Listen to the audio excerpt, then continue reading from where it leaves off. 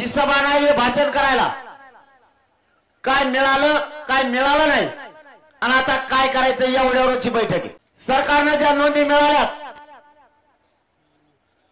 मुंबईला अधिसूचना काढली त्याच्यानंतर त्या बंद केल्या होत्या। परिवाराला अर्ज दाखल केले, त्याही नोंदी सरकारने थांबवून धरल्या।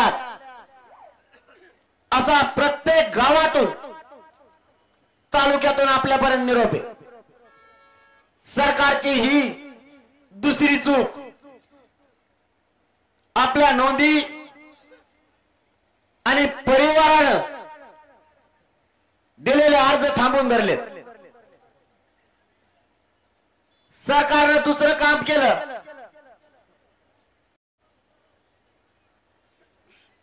तहसील स्तरावर समित्या गठीत केल्या, पण त्या समित्यांनी किती काम केलं हे एकाही गावातल्या लोकांना किंवा तालुक्यातल्या लोकांना माहित नाही।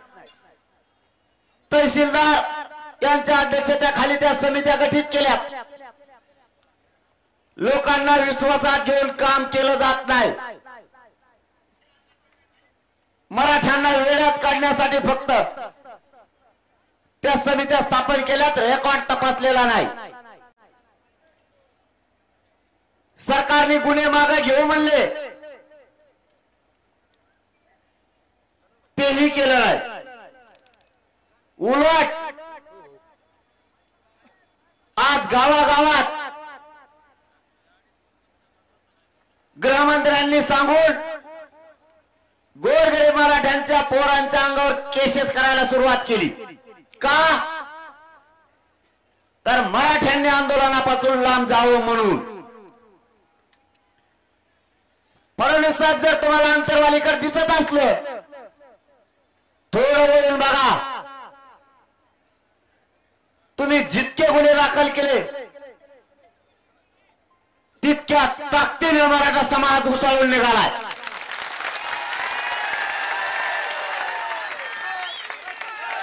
तुमचं आमचं शत्रुत्व नव्हतंच, असण्याचं कारणही नाही। तुम्ही सत्तेचा गैरवापर सुरू केला आणि गोरगरिबांचे पोरं गुतवायला सुरुवात केली आणि मराठ्यात नाराजीची लाट उसळली। 5 महिन्यापूर्वी 4 महिन्यापूर्वी आपण केलेले आंदोलन त्याचे गुन्हे आत्ता दाखल करायला सुरुवात केली। मग त्यावेळेस का तुम्ही झोपले होते का? त्याच वेळेस तुम्ही ते गुन्हे दाखल करायला पाहिजे होते। आता करणं म्हणजे तुम्ही हा बलाढ्य राज्यात असणारा मराठा समाज याच्यावरती दहशत आणि दडपशाही निर्माण करायचं काम करायला लागले। आतापर्यंत इतिहास चालून बघा, मराठ्यांना दडपण्याची शक्ती या देशात आणि जगात कोणाचाच नाही।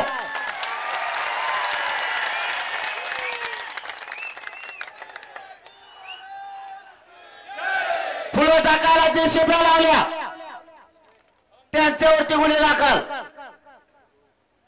त्यांना दंड देणं सुरू केलं 70-80 हजार। तुम्हाला जर त्यांचा टॅक्स भरलेला वसूल करायचा होता तर तुम्ही अगोदरच्या सालात झोपले होते का? बीडचा एक मुस्लिम बांधव मुद्दा म्हणून सांगण्यासारखं म्हणून सांगतोय, त्यांनी क्रेन दिलं होतं, क्रेन हरासाठी, त्याच्यावर ते गुन्हा दाखल करून दंड केला। त्यांनी सांगितलं दुप्पट होऊन देव, मैं हटूंगाच नाही। फडणवीस साहब सब बिगड़ गए तुम्हारे ऊपर।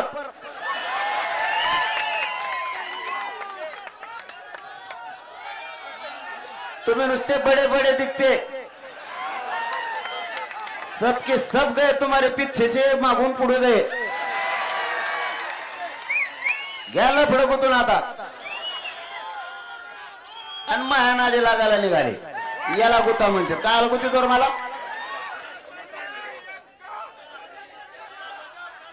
आता बरं हडकुतीला घ्या मराठ्यांनी, बघा आता बैठकीला ही माझ्या जिंदगीतली सगळ्यात मोठी बैठक असेल की नजर पुरत नाही।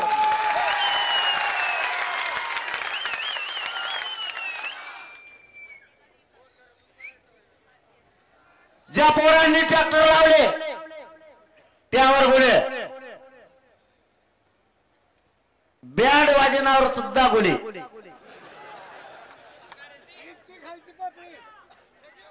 त्यांच्यावरती गुन्हे दाखल, ज्यांनी साखर उपोषण केले त्यांच्यावर गुन्हे दाखल. कुठं पाप फेडणार आहेत तुम्ही? एवढी समाजाची नाराजी अंगावर ओढून घेण्याची मुख्यमंत्री साहेबांनी, फडणवीस साहेबांना काहीच गरज नव्हती, काहीच गरज नव्हती. या समाजानं पिढ्यानं पिढ्या तुमच्या अंगावरती गुलाल टाकलाय. सगळ्या पक्षातले मराठी स्वतःच्या लेकरासाठी एकत्र आले, मग तो विरोधी असो किंवा सत्ताधारी असो. यांना गरज नसताना काम केले, गुन्हे दाखल केले. फडणवीस साहेब दुसरी किंमत आहे तुमची.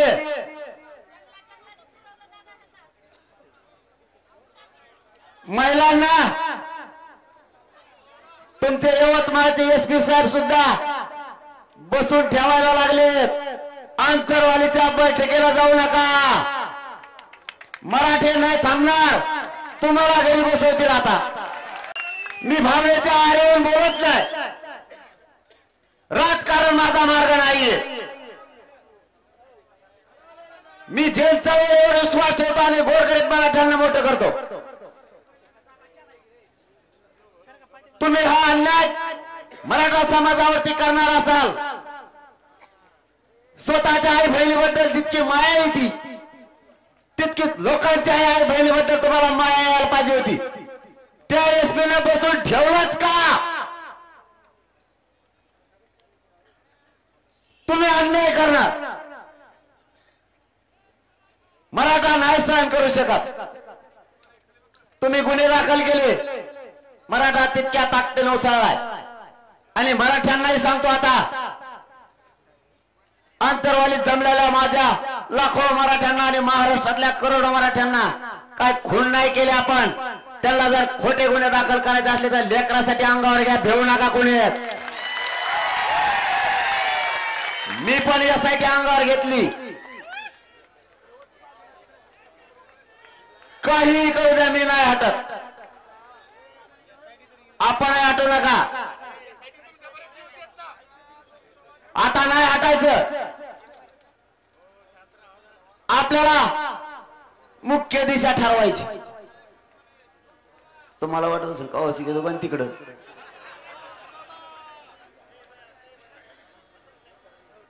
पर्यायानं मराठ्यांना नाविलाज झाला